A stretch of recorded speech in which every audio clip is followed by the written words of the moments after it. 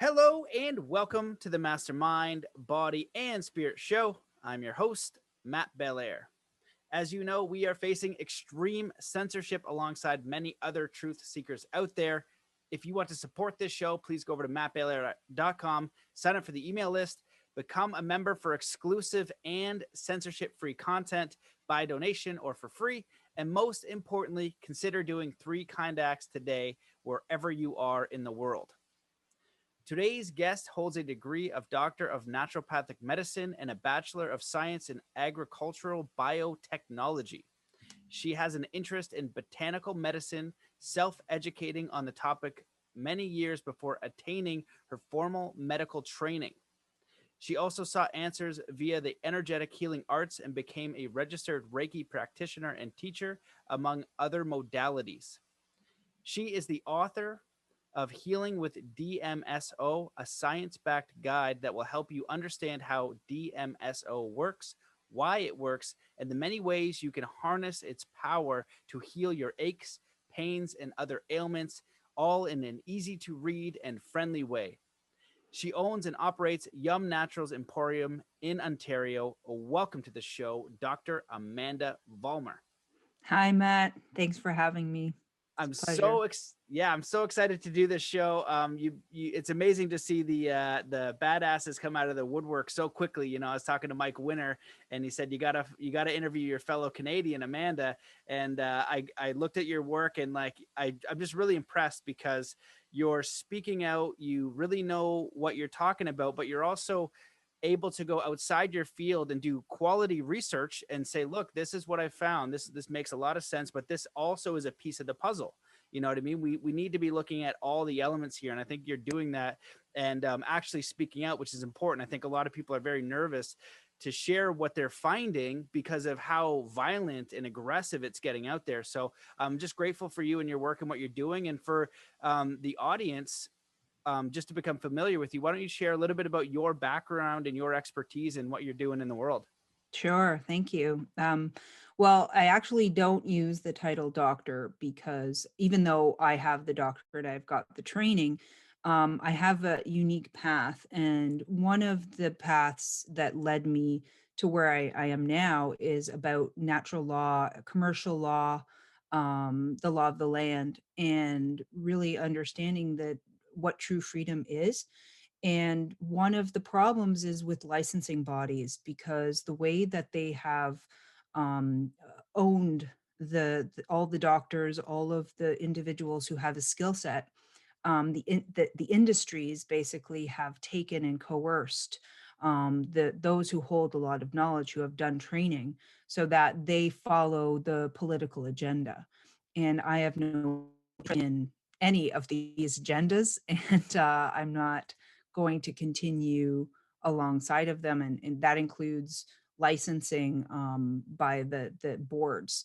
So basically, you go and you get training at a school, and then that's a college, and then they have a second college that does all the licensing. And if you step out of line, like if my colleagues say, the shots are poison, you shouldn't do them, they'll get pulled before the board or pulled before the college, and they'll get in trouble for that, right? And they can get the disciplinary actions are annoying, but also it can cost them time and money. And it can also cause all kinds of loss of their own license, and then they're ejected from the system. So this is part of the problem. And actually, one of my desires is to create an alternative licensing system that is inclusive and isn't based on basically telling people what they can and cannot say. So it's based on principles of freedom and consensus, just like how we want to build proper communities. So I don't, as much as I've done the training and the work, I don't need titles. I think a lot of the problem is people have taken, just because you went to school for 4 years doesn't mean you know anything. It's usually a sign of deep brainwashing and indoctrination. And one of my passions is about teaching. And I do want to get to a place where I can bring in other people who want to learn how to heal others and in a proper way, for true nature doctors, because we don't have any nature doctors anymore. They're gone. Dr. Lust was one of the founders of the naturopathic principles, and that's gone.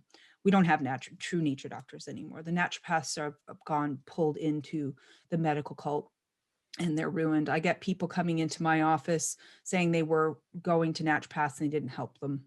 And so what I whistle blew in school over 10 years ago has come to pass. I said, this is dangerous what you're doing. Even working with a corrupt institution like Health Canada, which is, the government bully system. I said, this is not going to work out. If you don't go out on your own and you don't stand up for what you believe in, you're going to lose what you believe. And I think this is where we're at right now. We have to stand up for what we know to be true and preserve that at all costs. And you have to speak out and you have to be brave. And the test is before us. It's as if we're having Judgment Day currently, and it's showing you, like, are you going to do it? Are you going to stand up? And doesn't matter. You could lose. You could lose. There's risk. There's always risk. But are you brave enough? Do you have a strong enough heart? Do you have enough faith to do it? And so that's just me. My whole life, I've just always been bold and brazen like that, and made enemies along the way because they don't like that. They like conformity, and I don't. So. Wow. Well, it's amazing that you started off with natural law and common law, because I've just started to dive into that. I heard about it a long time ago, but I'm finally starting to wrap my head around, and it's paramount knowledge for any adult to have. And the problem before is I didn't have anywhere that I could really learn it and understand it, or maybe I just didn't pursue it hard enough. One of those two things. But they're starting to pop up now because you recognize how corrupt it is when you understand how that system actually works. And so you're seeing it in also the medical industry, which, if you go back, you look at the Flexner report of Rockefeller hijacking modern medicine and then influencing the schools and the universities. So when people say, well, why would all these doctors do that? Doctors aren't evil. No, they're not evil. They're taught a system that is older than they know, that had an agenda with the pharmaceutical companies. And exactly to your point, I had Dr. Pierre Thériault on, who's a friend of mine. He's a medical doctor in Quebec. He was licensed for 38 or 40 years or something like that. And he gave up his medical license because he couldn't go along with the tyranny. It's almost like that point where, the trials, like was it the Nuremberg trials, where they were putting all the war crimes, and everyone just said, I was just following orders. So many people are order followers, and they don't understand it actually is a sick care system. And you're talking about kind of like making a deal with the devil when you were at school, going naturopathy, as they were starting to seep in there. And that's the nature of what they do. They corrupt for profit. And the people in there, they're good, but they don't know the intention behind the scenes. They don't know what's going on there. So why don't you talk a little bit about your background and what's going on here? Because I'd love for you to just kind of lay it all out in simple terms. We've talked about it on the podcast before, but I'd love to hear your view on, viruses, why the COVID death count is what it is, in, with the PCR test. Just in if you could summarize all this crap going on in simple terms, kind of picking out some of the obvious stuff, and why viruses don't make people sick. Because when you go back even further, it's germ theory versus terrain theory. And at the time, when Rockefeller wanted allopathy to work, everyone kept choosing naturopathy because they had these scalpels and these crappy medicines. So they're like, you know what, I'm going to go with this thing that makes sense. The plants, the herbs, things people, that come from the ground, that looks a lot less scary than this scalpel. So that was why they had to call it quackery. And they used that whole smear campaign to make people not want to go to the thing that was actually the best option for them. Yeah, actually, the word quack came from using quicksilver, which is known as mercury. And it's ironic that they use that word a lot for holistic practitioners, because the MDs were the first quacks, because they were the ones who were actually administering mercury as medicine to people, which they were killing their patients. The beginnings of the MD infrastructure was using humors and using bloodletting and all kinds of metals, arsenic, lead, plumbum, whatever they could get their hands on. They believed that the body was needing to be purged all the time, a little too much, I would say. And so they were using a lot of metals. So they were actually the first quacks. They're the true quacks. The history is long, and I think what's important for people to do is to suspend some of their deep-seated beliefs around all of history and what they think they know. it's a really tough thing when you're growing up and you're told what to think and what to believe, especially as a child, and it's embedded in your day-to-day life. So one of the things I've been studying lately is actually human psychology, because I realize what's happened here is a long con that has manipulated generations into strong belief systems and into essentially being unable to think. And so when you use emotions to drive populations, then when you're trying to correct the mistakes that have been made over generations, you're not really going to get through with a lot of logic. And people like us, we're doing research, we're reading papers, we're digging, we're finding logic. I mean, to me, the way that the world works and the way that I understand things is extremely logical and scientific. However, when I present the logic and the science, it's met with emotion. It's met with violence. It's met with anger or rage, which is emotion. It's not. It's not a discussion. It's not a debate of the mind, because I think what's happened is the mind has been degraded. So now we have to think: how are we going to help people out of their own mess so that they can think once again and be logical once again? And, I've tried it with humor. I've tried being sarcastic. I've been experimenting with all kinds of modes of communication. I mean, if you look back at some of my videos, you can go to yummy.doctor for that, because I had to make my own server because of all the censorship. Um, we have this I have an experiment where I'm sort of like running what gets through to people, what's going to help their mind clear up and think again, because that's really what's the intensity of now, is that people are under deep mind control and they're in cognitive dissonance. And so to get around the cognitive dissonance, it's quite an art. It takes a lot of work. You can't just say to your sleeping spouse, well, the PCR tests, when they run them at higher cycles, are going to have about 90% false positives. So if you want to fake a test and look for all kinds of random stuff inside, you can just keep running the cycle, and it's like a photocopier. He'll just make more and more copies until you find the thing you're looking for. So you can basically manipulate the data pretty simply by revving up the cycles. And in Canada, I know they've been running them between 35 and 45 cycles, which is just not appropriate. They're all bad testing. So you're running a con job basically with an inappropriate testing procedure, which is a technique and wasn't really meant to be a test. Even the inventor, Dr. Kerry Mullis, was very vocal about that. He saw his invention being used in nefarious ways, especially in HIV, the HIV/AIDS scandal, that they were, and Fauci was involved in that scandal as well, by the way. And they were revving up the numbers to try to scare people into taking the deadly drugs. And they never really had a disease, but once they went in for the drugs, that's what killed them. And then, of course, they blame it on they died from HIV/AIDS, right? So they can fluff up their numbers, and we're seeing the same scam again. And it's as if we can't learn from history, because obviously they keep that history suppressed, or they write negative stories about those people. They just try to attack their persona rather than the information, which is all bad argument tactics, of course.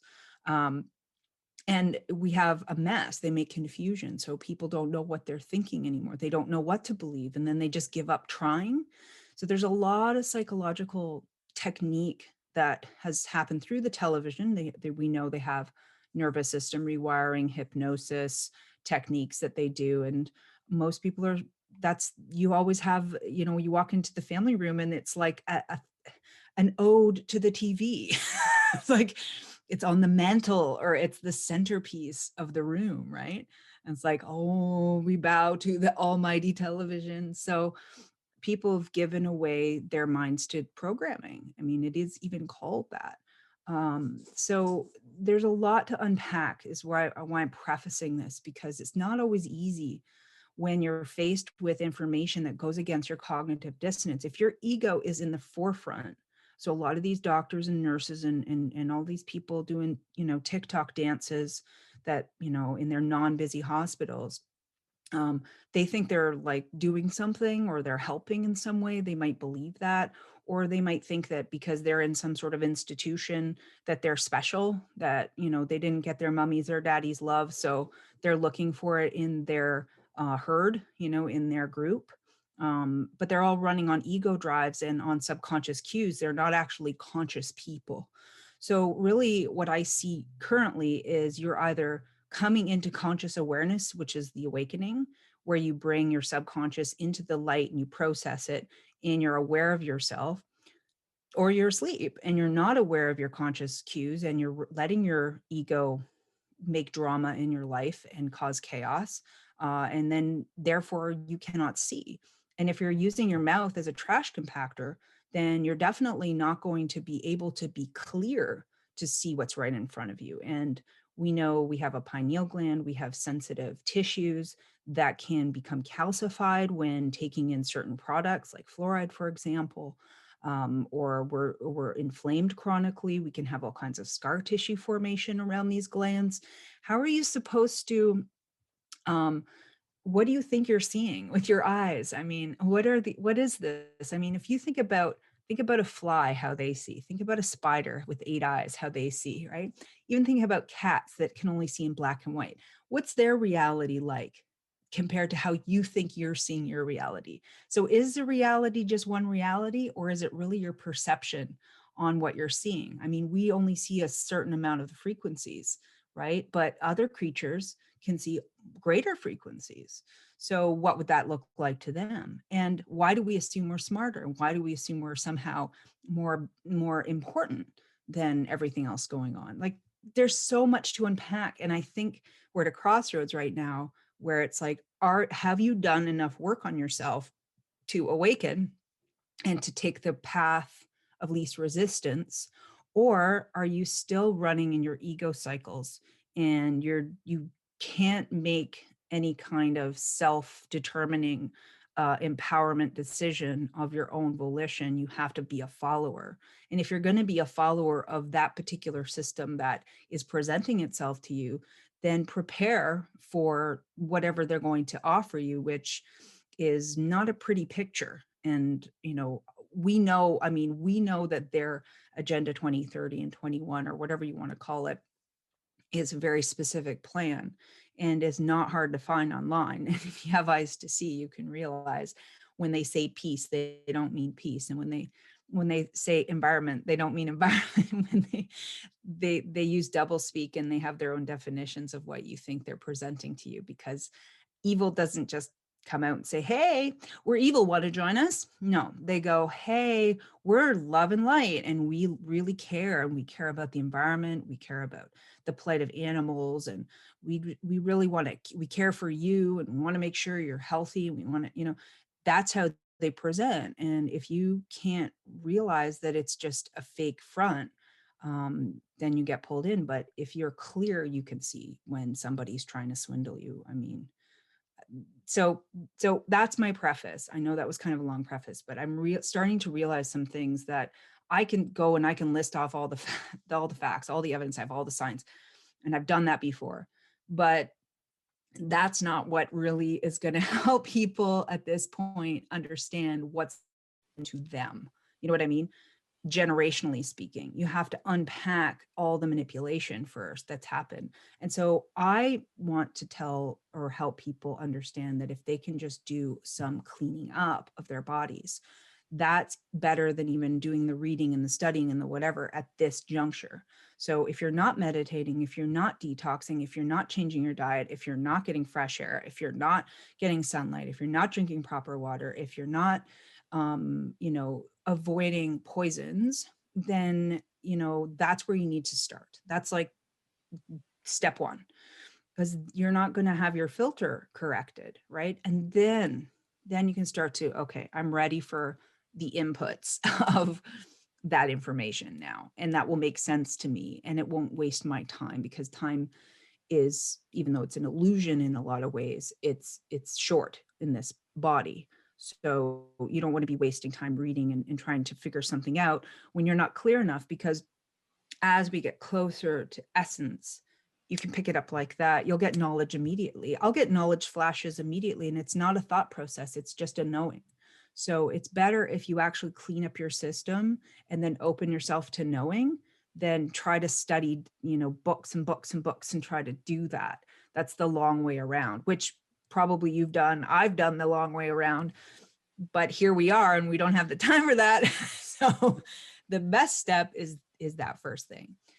I don't know if you want to interject there, because then I can talk about viruses.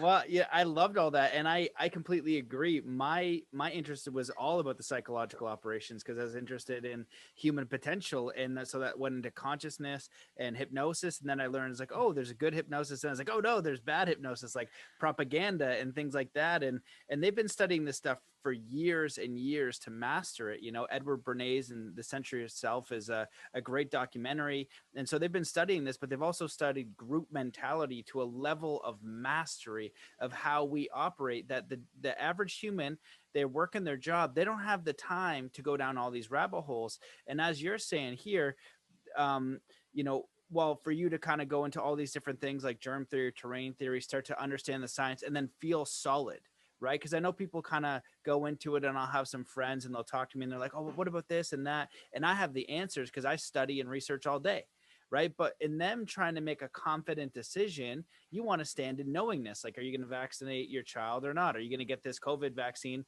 that has a 99.97 survival rate and it hasn't been isolated? And, there's not some good stuff in there that you can go find out that doesn't take that long. That's a decision that you want to do some research on, and you'll eventually get to the point where if you do enough, there's an obvious truth. But it takes a while because there's so much information, and you're also emotionally charged because the herd is calling you a quack, is saying just fall in line, and you have all these emotional things to deal with. So it's a very challenging thing. And when you're talking about the cognitive dissonance thing, I just want to bring up a couple points because I think it's so important.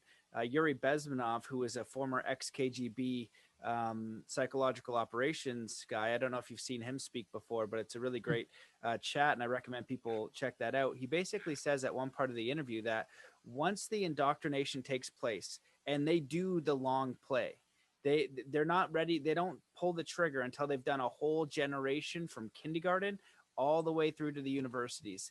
Then they're ready to go because the brainwash and the indoctrination is fully set in. And he says, no matter what logic or information or truth, he's like, you could show them the truth right in front of their face and they will not be able to accept it. And so one of the challenges for people like you and I is how to present that. And I've gone 0 for 1,000 for every single person that I've communicated with that was not ready. They have to be ready. So we're kind of planting the seeds. And the last thing I'll kind of say to that is the art piece. Robert Kennedy Jr., who was recently deplatformed, talking about the vaccines and the history and all of that kind of thing. He said something along the lines of when all truth is taken away, art will be the last refuge. Like, you can communicate through art or you can communicate through comedy. And that's why JP Sears is blown up, because he's not even doing comedy. He's literally just saying what's happening in a ridiculous, in a newscaster thing. And it's hilarious because it's so terrible and it's so true and so ridiculous. And the other people don't even see it. And so it is a very challenging space to be in. So I'll just kind of, double down on what you're saying as truth. And so, yeah, I'd love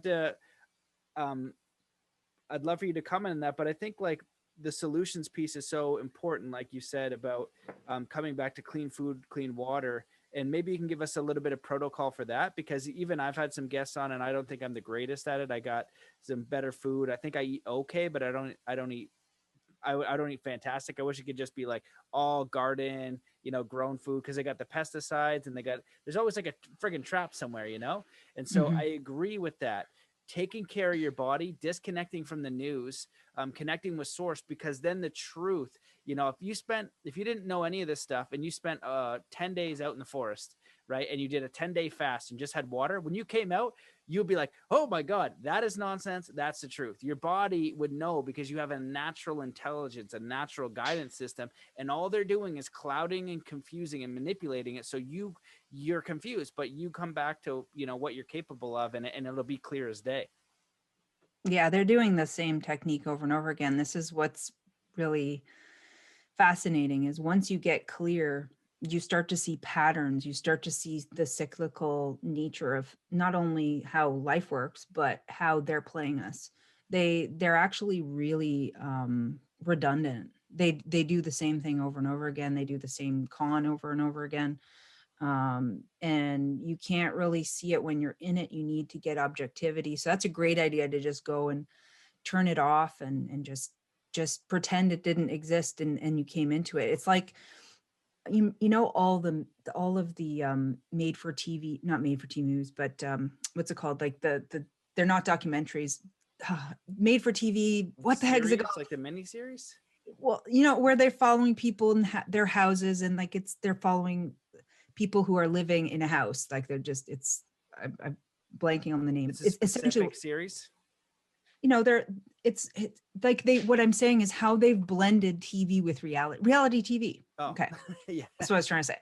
So reality TV, right? So I always wondered what is going on with the reality TV stuff, right? Because how do you manipulate people who are in the reality? You blend it over. You make the TV look like it's real. You make the movies feel like that's reality. And so most people are actually getting their educations from TV and movies and this sort of thing. And then they start to bring in the reality TV where it kind of overlaps, right? And now everybody is living in a made for TV movie. Like that's what this feels like. It's like a reality TV, but out in the reality. That's what it feels like to me, that they've manipulated. Because every time I watch any movie or TV show or whatever, I'm always looking for how they're trying to manipulate people's beliefs, right? Like I watched I don't remember the name of it. It was Rob Lowe was in it, some stupid fire show, you know, and I was like, oh, let's see right out of the first episode how much bull crap they put in. I'm just wondering how they compact it. Right out of the gate, oh, my throat hurts. I got to go to the doctor. I think it's just a virus. I'm going to get antibiotics. That's one of the first things he says in this show. I'm like, oh my God, so much wrong with that. I mean, but right there, you're not thinking about, like, the person consuming that is not like critical thinking. They're just, yeah, if you get a sore throat, you go to the doctor, you get antibiotics for viruses. It's a virus. That's what they'll think, even though antibiotics have nothing to do with a virus. And anyway, antibiotics completely wipe your microflora and lead to all kinds of real disease. And you never want to take that stuff ever. People are like, antibiotics are the best thing that ever been. I'm like, no, they're not. They're literally poison. They will destroy your health completely. You can use other things if you are in that state, but really you just detox. It's always detox. You can't keep putting stuff in without a problem. That to me is the most surprising thing about the beliefs that they've injected. Hey, what's going on, beautiful people? This is Matt Belair here, and obviously this episode is cut short. The reason being is I can't share basically anything on YouTube. I've already got a strike, and I've heard what happens is you get a strike, and then they find other stuff, and then they strike two other ones. So I'm trying to live here as long as possible. Unfortunately, these big tech oligarchs and censorship captains, they've erased thousands of platforms. I'm not the only one out there who is being silenced, but thousands of accounts have been silenced, and so it's only a matter of time. This is an amazing episode. You can get access in the membership area. It is by donation or even for free. What I'd suggest that you guys do is all the accounts and all the people that you enjoy, sign up for their email list, because that's going to be the last piece of information or connection you have standing, because censorship, blacklisting, deleting, years of content from people. They even deleted Robert Kennedy Jr. So if you want to stay in touch, I'm going to put some links below. Telegram, email list is best because it's direct. I've even heard MailChimp. They're going in and deleting MailChimp accounts on certain people sharing this truth and this information. So these are very serious times. Now, we shouldn't be in fear, but we should recognize what is going on. And so the more information we have, the better. And when you're silencing one side, that is kind of a dangerous dangerous situation. That's how you know something is up, when something is being silenced. And so the more of us that work together, that cooperate, we're going to find solutions. And there are many solutions out there, but you need to hear them. You need to hear both sides of the story, so then you can look and think and use your own mind to say, you know what, this side makes sense. And so if you enjoy the show, I hope that you do. Please become a member. It supports me. It supports the show. It lets us stay connected. I can share with you other information that comes out. And I don't know how long my life will be on YouTube. What else? Also, if you want to share on your socials, if you're still on Facebook, on Instagram, around, that's the best way to get the show out, because it's fully censored in America, Canada, all the European countries. But weirdly enough, it's become number one in interesting countries. Like I was number one in Lebanon and Georgia and Emeritus, so countries I'd actually even never heard of.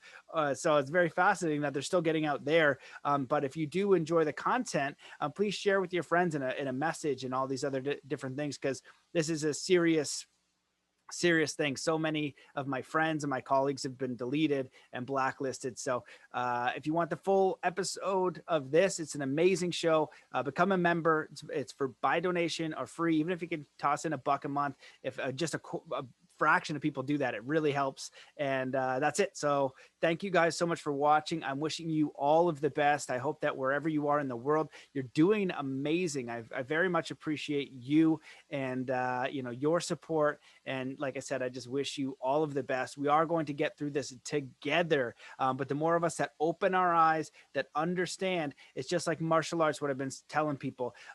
In martial arts, when you first don't know how to box, you're going to get clocked with everything. I kind of know how to box. I'm pretty good. I'm not Floyd Mayweather or anything like that. But if you haven't boxed, I'm going to punch you right in the mouth. It's just the way it's going to happen. A lot of my friends and people I've trained, they're like, oh no, you're not going to get me. And I end up beating the crap out of them because I have the knowledge, nicely though. And it's just a sport and I enjoy it. But once I share that with them, then they know what I'm doing and I tell them what I'm doing, so that way they can get better too. And the worst punch is the one you don't see. So if you see it coming and I see what you're doing, there's no threat. There's no problem. We see it coming, right? Same with jujitsu. And so it's a martial arts analogy, but that's the whole idea with what's going on. If we don't understand that there's a threat, we might end up getting blindsided and have a consequence and get harmed, or our family might get harmed. But if we see it coming, we can find a solution and there is no problem. And that's what's happening. Many people are finding solutions. They're working together and there's so many beautiful things going on, but we need to hear about them, to know about them, to not feel isolated, to not feel alone. So I love you. I appreciate you. Please become a member, support all the other true seekers out there that are, creating content, because you never know when it's just going to be cut off. And that's it. So have an amazing day. I'm going to keep pumping out amazing episodes. Lots of great guests are coming up. And thank you. I appreciate you. And we will see you inside the membership. Peace.